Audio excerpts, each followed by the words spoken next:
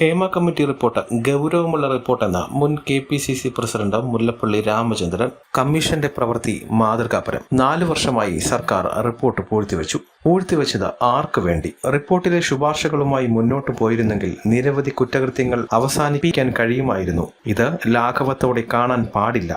സിനിമയിലെ തമ്പ്രാക്കന്മാർ പറയുന്നതനുസരിച്ച് കാര്യങ്ങൾ നീങ്ങുന്നു. അത് ഒരിക്കലും അംഗീകരിക്കാൻ കഴിയില്ലെന്നും മുല്ലപ്പള്ളി രാമചന്ദ്രൻ പറയുന്നു. സ്ഥാപിത താൽപര്യക്കാരെ സംരക്ഷിക്കേണ്ട ബാധ്യത സർക്കാരിനുണ്ടെന്നും മുല്ലപ്പള്ളി രാമചന്ദ്രൻ വ്യക്തമാക്കി. അതേസമയം ഹേമ കമ്മിറ്റി റിപ്പോർട്ടിൽ ചർച്ചയല്ല, ആക്ഷനാണ് വേണ്ടതെന്ന കോൺഗ്രസ് നേതാവ് K. മുരളീധരൻ. 4.5 വർഷം റിപ്പോർട്ടിന്മേൽ അടയിരുന്നതിന് മുഖ്യമന്ത്രി മറുപടി പറയണമെന്നും മുരളീധരൻ ആവശ്യപ്പെട്ടു. മന്ത്രി സജി ചെറിയാന്റേത് മുടന്തൻ ന്യായമാണ്.